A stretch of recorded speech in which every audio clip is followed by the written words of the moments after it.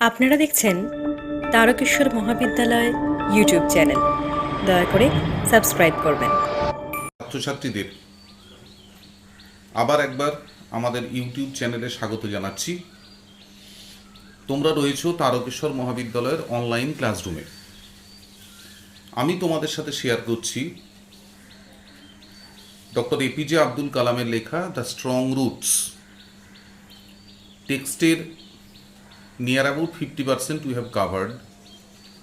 আমরা ইতিমধ্যেই টেক্সটের প্রায় 50% মতো পড়া হয়ে গেছে, এবং আগের দিনের ভিডিওটি তোমরা যদি দেখে থাকো তাহলে বুঝতে পারবে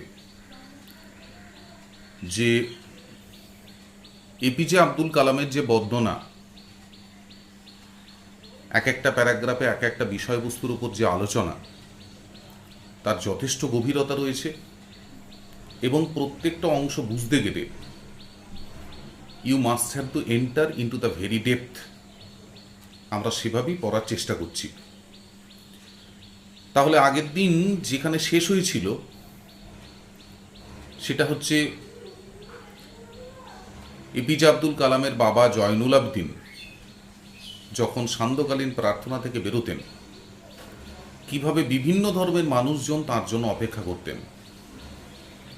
তার কারণ তারা বিশ্বাস করতেন যে জয়নুল আবদিনের মধ্যে যেটা রয়েছে সেটা হচ্ছে ঐশ্বরিক ক্ষমতা, সাম মিস্টেরিয়াস মিরাকুলাস পাওয়ার, এবং সে ক্ষমতা কীরকম, which can cure different types of ailments. বিভিন্ন ধরনের অসুস্থতায় কিভাবে তিনি সমাধান করতেন তার ঐশ্বরিক ক্ষমতা প্রয়োগ করে, সেটার বর্ণনা রয়েছে। এই বর্ণনার সমস্ত দিকগুলোই কিন্তু আমরা ডিটেলসে আলোচনা করছি। Now we are going to the next part. The high priest of Rameswaram temple Pakshi Lakshman Shastri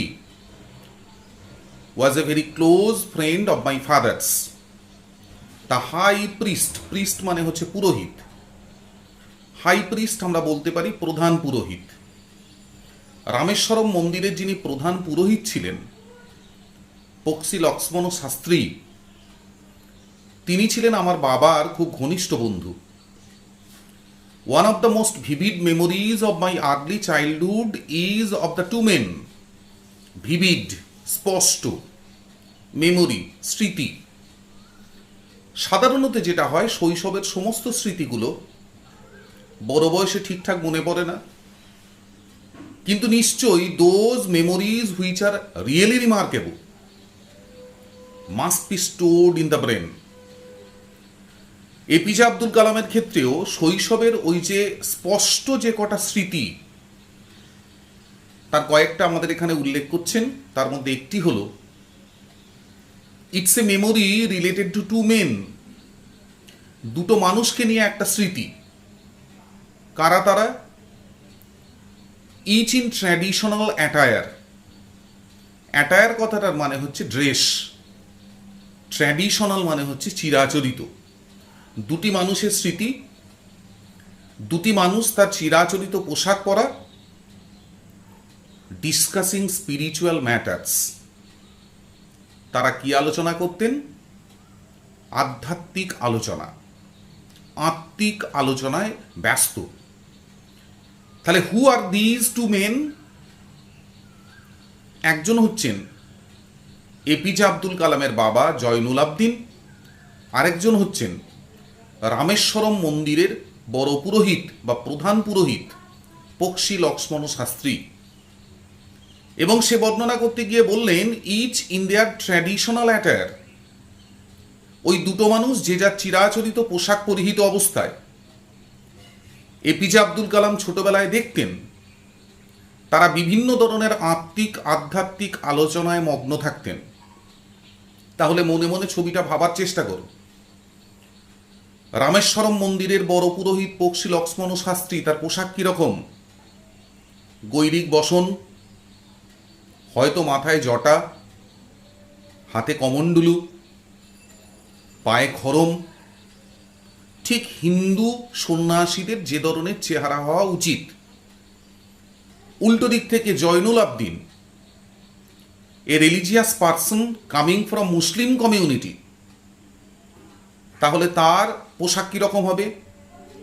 check check লুঙ্গি, পাঞ্জাবি, মাথায় ফেজ টুপি, একমুখ দাড়ি। এই অবস্থায় দুটো মানুষ আলোচনা করতেন স্পিরিচুয়াল ম্যাটার্স, আধ্যাত্মিক বিষয়ে তারা আলোচনা করতেন। একবার ভেবে দেখো, এ দৃশ্য আজকের দিনে কোথাও দেখা যায় কিনা, বা তোমরা এই ধরনের কোনো অভিজ্ঞতার কোনোদিন সম্মুখীন হয়েছ কিনা? Probably not. কারণটা কি? আমি আগেও বহুবার আলোচনা করেছি এই পিসটা পড়াতে গিয়ে, যে most probably related to religion, most of the people who talk, they have no depth, they have no understanding of the true sense of the religion. যার ফলে আমরা কি করি? ধর্মের নামে বিভেদ সৃষ্টি করতে ব্যস্ত। আসলে যারা ধর্মের ওই মার্গে পৌঁছতে পেরেছেন, almost all of them can understand what is the truth, and what is that truth which is expressed by Ram ও কৃষ্ণ। যত মত তত পথ, but the destination is the same. যত ধরনের মতাবলম্বী মানুষ পৃথিবীতে রয়েছে তাদের পথ আলাদা হতে পারে, কিন্তু লক্ষ্যবস্তু সবাইয়ের এক, to reach, two understand the great creator who has created this universe. এই বিশ্বব্রহ্মাণ্ডের যিনি মহান সৃষ্টিকর্তা, তাকে তুমি ভগবান বলতে পারো, আল্লাহ বলতে পারো, গড বলতে পারো, অ্যাকর্ডিং টু ইয়োর উইশ। যেমন একটা মানুষের বিভিন্ন ধরনের নাম থাকে, বাবা এক নামে ডাকেন, মা এক নামে ডাকেন, আত্মীয় স্বজনেরা এক একজন এক এক ধরনের নাম দেন। So related to the creator of this universe, বিভিন্ন ধর্মের মানুষ সৃষ্টিকর্তাকে বিভিন্ন নামে ডাকেন। কিন্তু ধর্মবোধ যদি ঠিকঠাক থাকে, ধর্মশাস্ত্রগুলোর যদি মর্মার্থ অনুভব করা যায়, তাহলে বোঝা যাবে all the religions are telling almost the same ওয়ার্ডস। প্রত্যেকটা ধর্মই কিন্তু প্রায় একই কথা বলছেন। তাহলে এখানে সাম্প্রদায়িকতা নয়, ধর্মীয় মেলবন্ধনের একটা অদ্ভুত সুন্দর চিত্র প্রেজেন্টেড হলো through the description of doctor APJ Abdul Kalam. সেই ধর্মীয় চিত্রের মধ্যে দুটো মূল চরিত্র কারা? একজন হচ্ছেন কালামের বাবা জয়নুল আবদিন, আরেকজন হচ্ছেন রামেশ্বরম মন্দিরের প্রধান পুরোহিত পক্ষী লক্ষ্মণ শাস্ত্রী।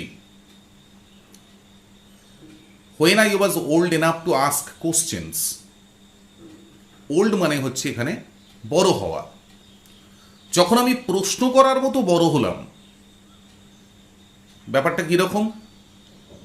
আমরা তো দেখেছি ছোট ছেলেরাও অনর্গল প্রশ্ন করে যায়,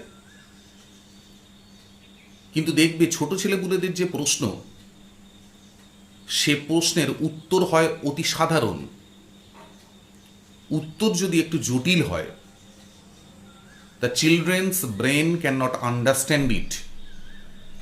Here the question that is going to be presented in front of you is related to spirituality, is related to the essence of religiosity. তাহলে এ প্রশ্ন করার জন্য মেন্টাল ম্যাচিউরিটি দরকার, প্রশ্নের উত্তরকে অনুধাবন করার জন্য lots of mental maturity is needed.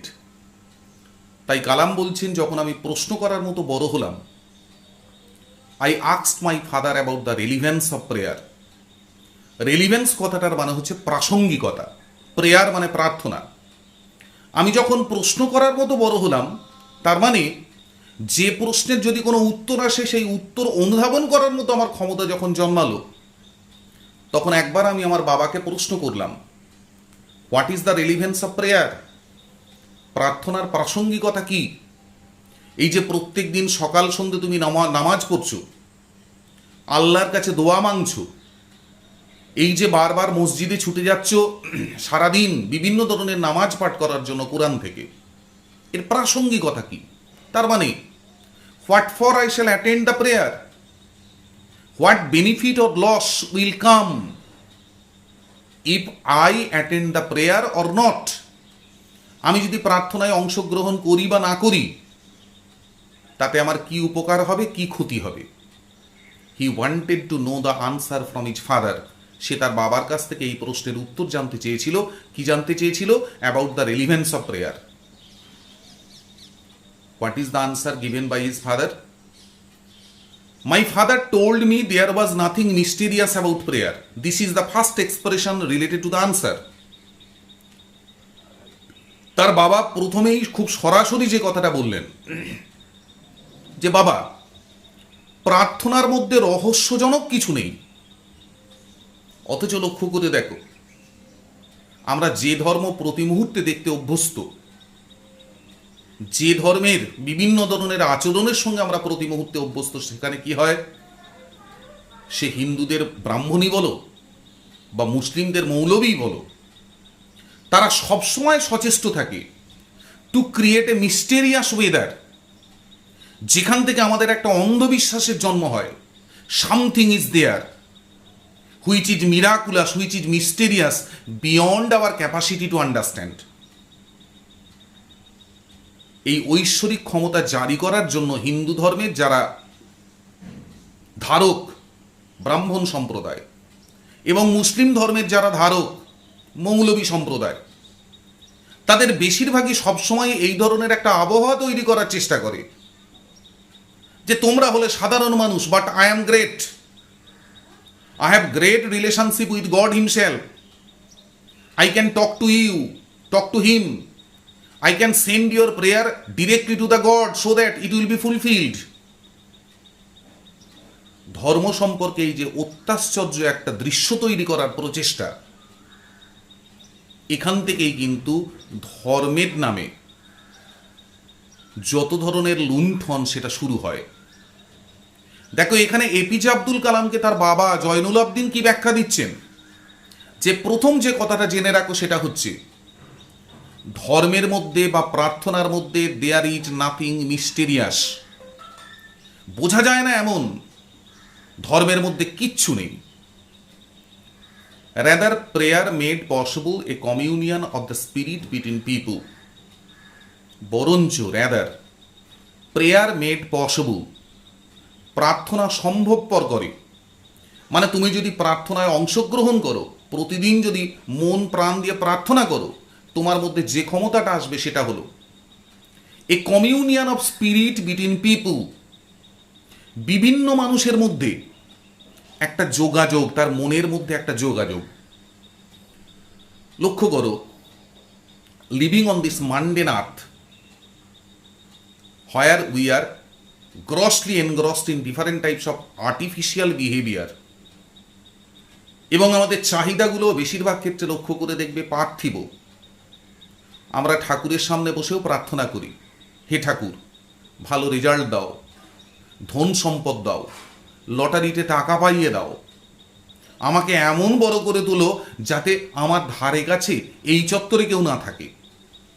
তার মানে all these prayers are related to earthly prizes that we want to get out of God's blessings. আর এখানেই আমাদের ধর্মচর্চা হয়ে যায় মিনিংলেস। তার কারণ ধর্মের যারা ধারক এবং বাহক, তাদের বক্তব্য ধর্মের পথে চলতে গেলে প্রথম যে শর্ত সেটা হলো তোমাকে পার্থিব দিক থেকে নিঃশর্ত হতে হবে। তুমি যদি ভিখারির মতো ভগবানের কাছে গিয়ে দাঁড়াও expecting some earthly gift to be given by God, throughout your life যত চেষ্টাই করো না কেন, you will never be able to understand what is religion. And that happens in most of the cases with the people like us. আমাদের মতো মানুষের ক্ষেত্রে বেশিরভাগ ক্ষেত্রেই দেখা যায় ঘটনাটা তাই। তাহলে আমরা ভগবানের কাছে, আল্লাহর কাছে কি চাইতে পারি? আমরা চাইতে পারি জ্ঞান দাও, বোধ দাও। আমরা চাইতে পারি give us that very pride by which I can understand other human beings in a much better way. I can understand their pleasure and pain. এ চাওয়া নিয়ে যদি তুমি সৃষ্টিকর্তার দোরগোড়ায় দাঁড়াও, তিনি কখনো আমাদের নিরাশ করেন না। তাই প্রার্থনা আসলে যেটা করে সেটা হচ্ছে it's a way of communicating among souls who are in the midst of prayer. প্রার্থনা করা মানুষগুলোর মধ্যে আত্মার একটা বন্ধন তৈরি করে, so that we can understand each other from the core of our heart, যাতে করে আমরা একে অপরকে অনুধাবন করতে পারি, বুঝতে পারি হৃদয়ের অন্তঃকরণ থেকে। তখন কি হবে? অন্যের দুঃখে আমার প্রাণ কাঁদবে, অন্যের আনন্দে আমি আনন্দিত হব। And then only the true meaning of life will be express to someone. তখনই কিন্তু কোনো মানুষের কাছে জীবনের প্রকৃত অর্থ উদ্ভাসিত হবে। তাহলে লাইনটা আমি আবার পড়ছি। My father told me there was nothing mysterious about prayer. আমার বাবা আমাকে বললেন প্রার্থনার মধ্যে অত্যাশ্চর্য কিছু নেই। Rather prayer made possible a communion of the spirit between people. বরঞ্চ ধর্ম যেটা করে বিভিন্ন মানুষের মধ্যে মনের মেলবন্ধন ঘটায়, আত্মার মেলবন্ধন ঘটায়। When you pray he said, তিনি বললেন তুমি যখন প্রার্থনা করো, you transcend your body and become a part of the cosmos which knows no division of wealth, age, caste or creed. এই যে ইনভার্টেড কমার মধ্যে বাবার মুখ থেকে উচ্চারিত কথাটা, এটাকে ধরতে পারো। One of the greatest philosophical expression, one of the greatest spiritual expression coming from any religious personality throughout the world who belong to different types of religions. এই বক্তব্যটাকে তুমি বলতে পারো ধর্মের যে সর্বোচ্চ মানের বক্তব্য তার একটা, দার্শনিক যে সর্বোচ্চ মানের বক্তব্য তার একটা। কি বলছেন? When you pray he said, তিনি বললেন যখন তুমি প্রার্থনা করো, ইউ ট্রান্সেন্ড ইউর বডি, তুমি তোমার দেহকে ছাপিয়ে যাও। Transcend is a kind of transformation of someone's existence from physical to spiritual, from physical to emotional, from the body to the mind. এখন আমরা সাধারণ মানুষ এই ধরনের অভিজ্ঞতায় খুব বেশি অভ্যস্ত নই, কিন্তু তা বলে আমাদের যে কোনো অভিজ্ঞতা নেই তাও নয়। আমাদের পৃথিবীতে অস্তিত্বের দুটো দিক, একটা হচ্ছে রক্ত মাংসের দেহ, আর একটা হচ্ছে দেহের মধ্যে বাস করা আত্মা, মন, প্রাণ। এখন দেহটা তো evidently clear in front of everyone. আমি নিজের দেহটাও তো আয়নার সামনে দাঁড়ালে দিব্যি দেখতে পাই, কিন্তু এটা আমরা প্রত্যেকে অনুধাবন করতে পারি দেহটাই এ পৃথিবীতে আমাদের একমাত্র উপস্থিতি নয়। দেহের ভেতর একটি প্রাণ আছে, একটা মন আছে। তাহলে আমি যদি খুব সাধারণ মানুষের কথা ভাবি, আমি অন্যের মন না বুঝতে পারলেও I can understand my own mind. তার মানে আমি আমার এই রক্তমাংসের দেহের মধ্যে কিন্তু the presence of the mind I can clearly feel. এখন আমরা যে জীবনটা যাপন করছি সেটা হচ্ছে গ্রসলি মেটেরিয়ালিস্টিক ইন নেচার। ভোরবেলা ঘুম থেকে ওঠার পর থেকে মাঝরাত পর্যন্ত আমাদের চিন্তাভাবনার একটাই বিষয়, how I shall get more and more prosperity on this আর্থ। আমি কিভাবে ধন সম্পদ জোগাড় করব, কি করে আরো বেশি সুনাম অর্জন করব। তার মানে লক্ষ্য করে দেখো, all this desires are related to our physical existence. আমাদের চিন্তাভাবনার মূল অংশটাই হচ্ছে দেহকেন্দ্রিক। We are always thinking about our body. কিন্তু তুমি যখন প্রার্থনা করবে, শুনে রাখো, prayer is a form of meditation. Prayer হচ্ছে, প্রার্থনা হচ্ছে মনঃসংযোগের একটা রূপ। মনঃসংযোগ মানে যে বিষয়ে সারা পৃথিবীকে পথ দেখিয়েছে আমাদের ভারতবর্ষ।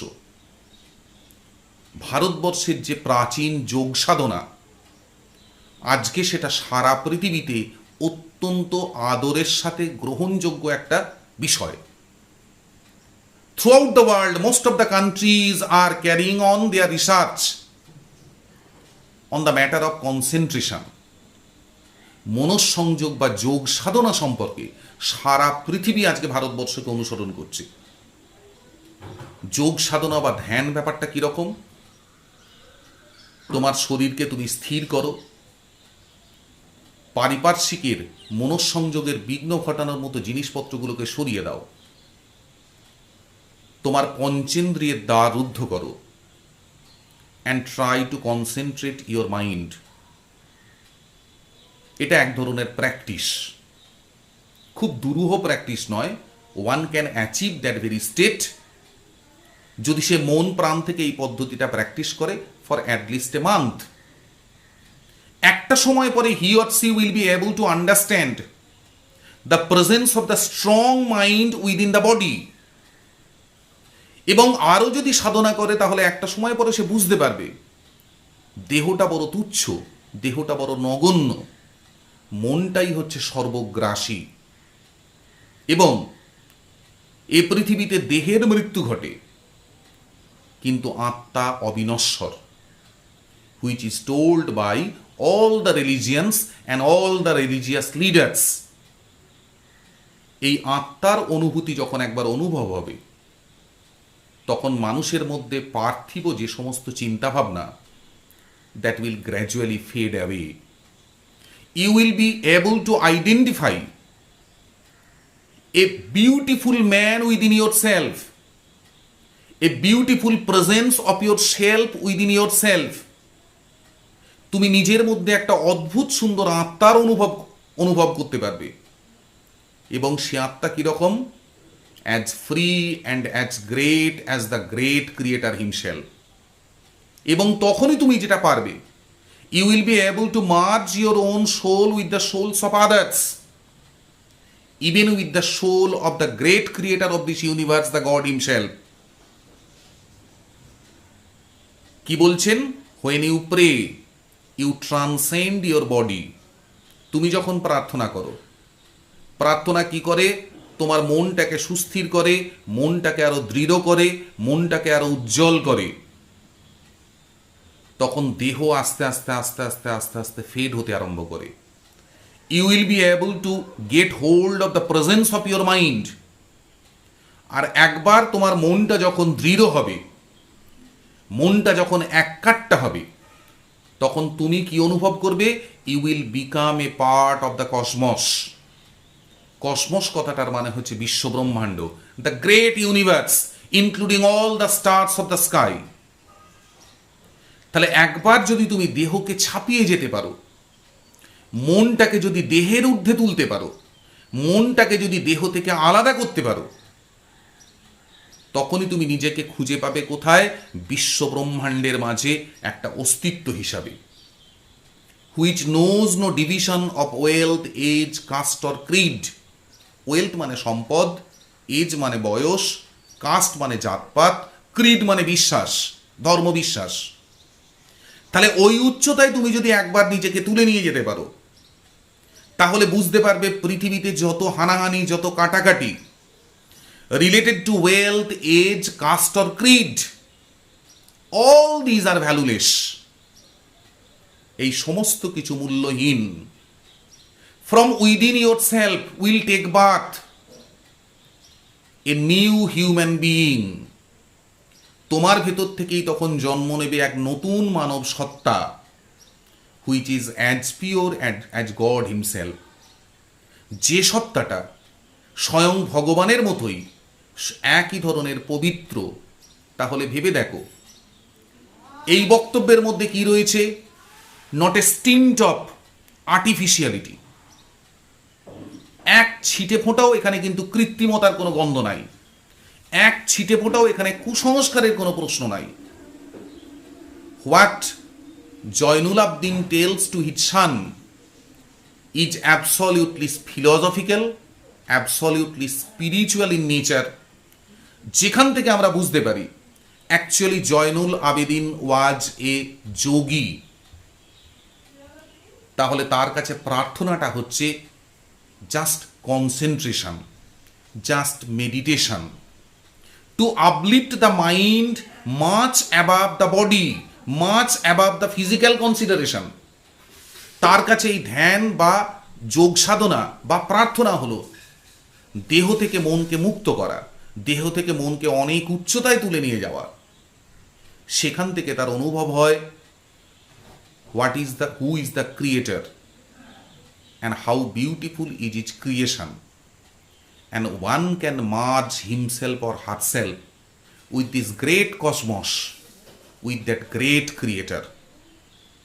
তাহলে নিশ্চয়ই তোমরা এখন বুঝতে পারছো এই যে দুটো মানুষ each in their traditional attire discussing spiritual matters, what is the true essence of that spirituality, আর চিন্তা ভাবনা এবং বিশ্বাস এবং বোধের এই জায়গায় পৌঁছতে পারলে এই যে ধর্ম নিয়ে হানাহানি, মানুষের বিশ্বাস নিয়ে টানাটানি, বিভিন্ন বয়সের মানুষের মধ্যে যে চিন্তা ভাবনার বিভিন্নতা এবং সম্পদের ভিত্তিতে এই যে আমাদের সমাজ ভাগ, everything will be valueless, everything will be meaningless, and you will be able to uplift yourself to the proper concept of humanity. মানবতার যে আসল রূপ, সেই রূপে নিজেকে তুমি উন্নীত করতে পারবে।